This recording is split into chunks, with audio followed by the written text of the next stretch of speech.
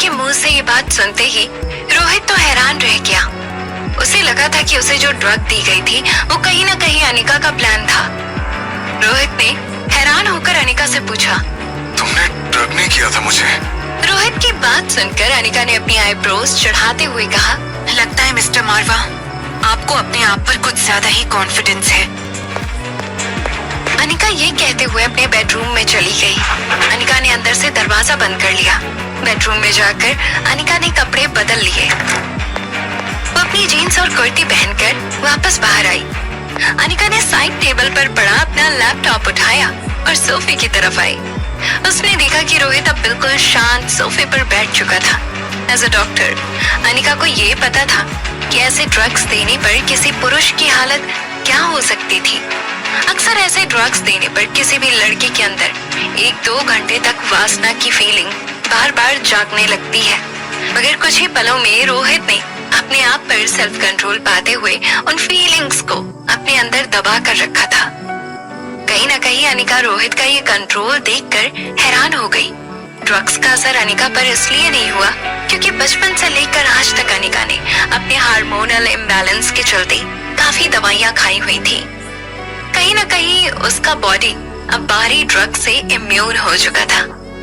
रोहित गहरी सोच में अपने माथे पर हाथ रख आंखें बंद करके सोफे पर बैठा था। जब अनिका ने लैपटॉप टेबल पर रखा तो उसकी आवाज सुन रोहित का ध्यान अनिका की ओर गया। अनिका को जीन्स कुर्ती में देखकर कहीं न कहीं रोहित निराश हो गया था। उसने अनिका से कहा, अब मुझे यकीन हो गया है कि वो ड्रग्स तुमने मुझे नहीं दिए थे। रोहित की इस बात पर अनिका को फिर से गुस्सा आ गया। उसे लगा कि रोहित ऐसा सोच भी कैसे सकता था कि अनिका ऐसा कोई काम कर सकती थी। उसने रोहित को जवाब देते हुए कहा, देखिए मिस्टर मारवा, मैं आपको पहले ही कह चुकी हूँ कि आप अपने आप पर इतना कॉन्फिडेंस मत रखिए। ना तो मैं आपको चाहती हूँ और ना ही मुझे आप में कोई इंटरेस्ट है। और एक बात आप साफ साफ सुन लीजिए, आपके मन में ऐसा वैसा कोई ख्याल लाइएगा भी मत। भले ही मुझे भी ड्रग दी गई है, ड्रग्स का थोड़ा बहुत असर मेरे अंदर भी है, मगर इस वक्त अगर आप अपने सारे कपड़े उतार कर मेरे सामने खड़े हो जाएं, तब भी मैं अपने आप को कंट्रोल कर सकती हूँ क्योंकि मुझे आप में कोई इंटरेस्ट नहीं है। अनिका की ये बात सुनकर रोहित का ईगो भी हर्ट हुआ था। अनिका को पलट कर जवाब देते हुए रोहित ने कहा, तब तो आपको मेरे इंटरेस्ट के बारे में भी पता चल गया होगा, क्योंकि अभी अभी थोड़ी देर पहले इस कमरे में बिना कपड़ों के आप खड़ी थी। अनिका का चेहरा शर्म से लाल हो गया था रोहित की बात सुनकर। अनिका अब एक सेकंड भी रोहित की मौजूदगी अपने कमरे में नहीं चाहती थी। उसने उठकर मेन डोर खोलने की कोशिश की ताकि वो रोहित को बाहर निकाल सके। कोशिश करने पर जब डोर नहीं खुला तो अनिका को एहसास हुआ कि शायद मेन डोर किसी ने बाहर से बंद कर दिया था। अनिका हैरान हो गई। रोहित ने भी डोर खोलने की कोशिश की। उसे महसूस हुआ कि डोर शायद बाहर से लॉक था, तो वो अनिका के पास आकर बोला, लगता है किसी ने बाहर से कमरा लॉक कर दिया है। अनिका ने रोहित से पूछा, मगर ऐसा कौन कर सकता है? रोहित ने अनिका की बात का जवाब देते हुए कहा, शायद वही इंसान जो चाहता है कि हम दोनों, मेरा मतलब है कि हम दोनों यहाँ एक साथ। अनिका रोहित की बात का मतलब साफ साफ समझ चुकी थी। वो फिर से अपने लैपटॉप की ओर गई। अपने लैपटॉप की स्क्रीन खोलते हुए अनिका ने रोहित से कहा, अपना अकाउंट नंबर और पासवर्ड डालिए इस लैपटॉप में। अनिका की ये बात सुनकर रोहित चौंक गया। रोहित को चौंकते हुए देख अनिका ने तुरंत जवाब दिया, अपना अकाउंट नंबर और पासवर्ड डालिए इस लैपटॉप में। घबराइए मत, आपके बैंक अकाउंट का पासवर्ड नहीं मांग रही। इस लैपटॉप के जरिए आप सीसीटीवी सर्विलांस कैमरास के सर्वर से कनेक्ट कीजिए ताकि हमें पता चले कि हमें ड्रग देने वाला शख्स कौन था। हम पता लगा लेंगे कि हमें इस रूम के अंदर लॉक किसने किया है। आइडिया सुनते ही रोहित ने जल्दी ही लैपटॉप स्क्रीन पर अपना अकाउंट और पासवर्ड डालने लगा। सीसीटीवी की फुटेज सामने आते ही अनिका और रोहित ने होटल के टॉप फ्लोर यानी के स्वीट्स के कॉरिडोर कैमरा की लाइव फुटेज चेक की। रोहित और अनिका ने देखा कि इस वक्त ठीक उनके दरवाजे के बाहर 3 लोग दरवाजे पर कान लगाकर अंदर उनकी बातें सुनने की कोशिश कर रहे थे। ये देखकर दोनों हैरान रह गए। बाहर खड़े तीनों का चेहरा कैमरा से ऑपोजिट डायरेक्शन में था। इन्होंने अपना एक कान दरवाजे पर लगा रखा था। किसी का चेहरा ठीक से नजर नहीं आ रहा था। अनिका और रोहित दोनों उन तीनों को पहचानने की कोशिश कर रहे थे। उन्हें साफ नजर आ रहा था कि बीच में एक लंबा सा आदमी खड़ा था और उसके दोनों तरफ शायद दो छोटे बच्चे थे। एक बच्चे की ड्रेस पर जब अनिका की नजर गई तब उसने लैपटॉप स्क्रीन पर उंगली से इशारा करते हुए रोहित से कहा, ये तो रिया है, मेरी बेटी। तभी रोहित की नजर दूसरे बच्चे के जूतों पर पड़ी और रोहित ने जूतों की ओर इशारा करके अनिका को बताया, और ये तो मेरा बेटा आर्यन लग रहा है। किसी का चेहरा साफ नजर न आने की वजह से उन तीनों को पहचानना मुश्किल हो रहा था, मगर लंबे आदमी की हाइट वाले लड़के की बॉडी जेस्चर को देखते हुए रोहित को ये पता चल चुका था कि वो बीच वाला आदमी कोई और नहीं बल्कि उसका कजन सनी था। ये देखते ही रोहित का गुस्सा सातवें आसमान पर चढ़ गया था। अनिका ने रोहित की ओर देखकर उसे ताना मारते हुए कहा, अब समझ में आया कि ये अश्लील हरकत किसने की थी। मिस्टर मारवा, ये बीच में खड़ा आदमी तो मुझे आपका छोटा भाई सनी लग रहा है, और उम्मीद भी क्या की जा सकती है आपके छोटे भाई से, क्यों मिस्टर मारवा? रोहित को देखकर ऐसा लग रहा था जैसे अगर आज उसके हाथ में क्रिकेट की बैट दे दी जाए तो वो सनी को गेंद समझ के पीटने लगेगा। जब प्रेसिडेंशियल स्वीट 2402 में ये सब कुछ चल रहा था, जब अंदर ये सब कुछ चल रहा था, तब बाहर सनी और दोनों बच्चे दरवाजे पर कान लगाकर सब कुछ सुन रहे थे। सनी ने बाहर से दरवाजा लॉक कर दिया था और फिर तीनों एक दूसरे की ओर देखकर हंसने लगे। सनी ने दोनों बच्चों को चुप रहने का इशारा किया और तीनों दरवाजे पर कान लगाकर अंदर की बातें सुनने की कोशिश करने लगे। जब अंदर अनिका और रोहित एक दूसरे पर कराटे के दांव आजमा रहे थे, तब अंदर से कभी टेबल के गिरने की आवाज आती तो कभी किसी चीज के टूटने की। अंदर से आती हुई आवाजों को सुनकर रिया और आर्यन घबराकर सनी से पूछने लगे कि ये हमारे मॉम डैड आखिर अंदर इतना झगड़ा क्यों कर रहे हैं?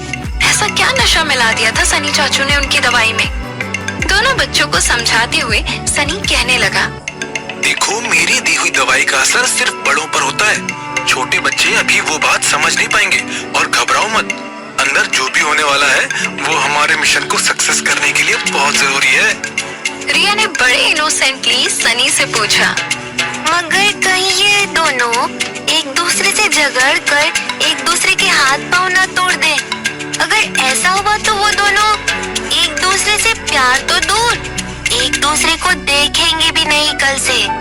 अंदर होने वाली सारी बातें सनी बच्चों को नहीं बता सकता था, इसलिए सनी ने बात बनाते हुए रिया से कहा, पिछली बार जब ऐसी मारा मारी इन दोनों के बीच हुई थी तब तुम दोनों पैदा हुए थे। सनी की बातें आर्यन और रिया की समझ के बाहर थी, मगर सनी का कॉन्फिडेंस देखकर दोनों सनी के प्लान में खुशी खुशी शामिल हो गए थे। तीनों फिर से अपना कान दरवाजे पर लगाकर अंदर की बातें सुनने की कोशिश करने लगे। थोड़ी देर बाद अंदर से आने वाली आवाजें एकदम से रुक गई। जब अंदर का माहौल बिल्कुल शांत हो गया था, तब सनी एक राहत की सांस लेते हुए बच्चों से कहने लगा, लगता है अब दवाई का असर दोनों पर पूरी तरह से काम करने लगा है। अंदर एक्चुअली क्या हो रहा था उन बातों से सनी बिल्कुल अनजान था। उसे लग रहा था अंदर जो कुछ भी चल रहा था वो उसके प्लान के हिसाब से बिल्कुल परफेक्ट था। सनी ने दोनों बच्चों के कंधों पर हाथ रखा और कहा, अब बच्चों, जरा मुझे ये बताओ कि तुम दोनों रोहित भैया को अपनी असलियत कब बताने वाले हो? रिया और आर्यन गहरी सोच में पड़ गए। रिया को एहसास हुआ कि कभी न कभी इस बात पर से तो पर्दा उठाना ही पड़ेगा, मगर वो चाहती थी कि इससे पहले रोहित और अनिका दोनों सचमुच एक दूसरे से प्यार करने लगे, ताकि रिया और आर्यन दोनों को पेरेंट्स का प्यार मिले। नन्ही रिया ने कहा, बस एक बार मम्मा रोहित की दादी का इलाज कर ले, उसके बाद हम उन दोनों को सब कुछ सच सच बता देंगे। आर्यन भी चाहता था कि उसकी मॉम को सब कुछ सच पता चल जाए, ताकि उसे ढूंढने की उसकी मॉम की तलाश हमेशा के लिए खत्म हो जाए। आर्यन के मन में एक सवाल आया और उसने रिया से पूछा, अगर उस वक्त तक मॉम और डैड एक दूसरे के प्यार में नहीं पड़े तो हम क्या करेंगे? रिया ने बड़ी ही गंभीरता से इस बात का आंसर दिया, अगर आने वाले कुछ दिन के गुजरने के बावजूद भी अगर मॉम और डैड एक दूसरे के प्यार में नहीं पड़े तो फिर हम उन्हें ज्यादा फोर्स नहीं करेंगे। फिर हम समझ लेंगे कि जो कुछ भी हो रहा है बस वही हमारी किस्मत में लिखा था। अभी अभी रिया ने जो बात कही थी वो सुनकर तीनों के चेहरे थोड़े उदास हो गए। सनी ने दोनों बच्चों के कंधों पर हाथ रखा और वो तीनों वहीं दरवाजे के बाहर बैठ गए। तभी दरवाजे पर किसी ने जोर से लात मारी और अंदर से रोहित की आवाज आई। सनी, अभी के अभी दरवाजा खोलो, वरना तुम जानते नहीं कि मैं तुम्हारा क्या हाल करूंगा। अंदर से रोहित ने दरवाजे पर जोर से लात मारी थी। लात इतनी जोर की थी कि लगभग दरवाजे का लॉक रोहित की लात से ही खुलने वाला था। सनी ने बाहर से जो कड़ी लगाई थी उसकी वजह से दरवाजे का खुलना मुश्किल हो रहा था। रोहित ने सनी को अल्टीमेटम दे दिया कि अगर उसके 10 गिनने से पहले दरवाजा नहीं खोला गया तो रोहित भूल जाएगा कि सनी उसका छोटा भाई है। अनिका ये सब कुछ देखकर डबल माइंड में पड़ गई थी। कभी उसे लगता था कि कहीं सचमुच रोहित भी उसकी तरह ही किसी प्लान का शिकार बना था, और कभी उसे लगता था कि ये सारी प्लानिंग ही खुद रोहित की थी और बस उसका भाई सनी रोहित के इशारे पर काम करता एक कठपुतली था। रोहित की आंखों में बेहद गुस्सा था और उसके भाई के किए पर शर्मिंदगी भी थी। रोहित ने अपनी उंगलियों पर काउंटिंग करना शुरू कर दिया। 1 2 3 4 5 6 7।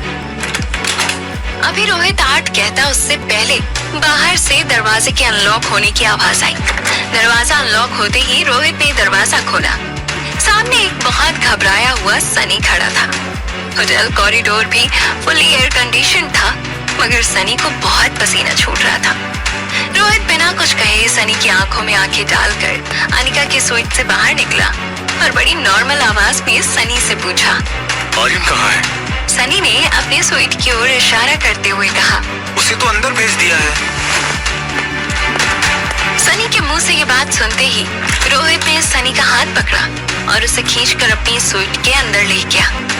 जब अनिका ने देखा कि सनी और रोहित अपने स्वीट में चले गए हैं तो वो रिया को ढूंढती हुई कॉरिडोर में आई। रिया कॉरिडोर में एक कॉर्नर में छुप गई थी और जैसे ही उसने देखा कि रोहित और सनी ने अपने स्वीट का दरवाजा बंद कर लिया था, वो अनिका के सामने आ गई। अनिका ने एक बार रोहित के कमरे की ओर देखा, फिर रिया की ओर देखकर उसका हाथ पकड़कर अपने स्वीट में ले गई। अंदर अनिका और रिया डाइनिंग टेबल पर बैठकर एक दूसरे को देखने लगे। अनिका की नजरें रिया पर गड़ी हुई थी। रिया ने अपनी नजरें झुका ली थी। रिया का ये आइडिया हमेशा अनिका पर काम करता था।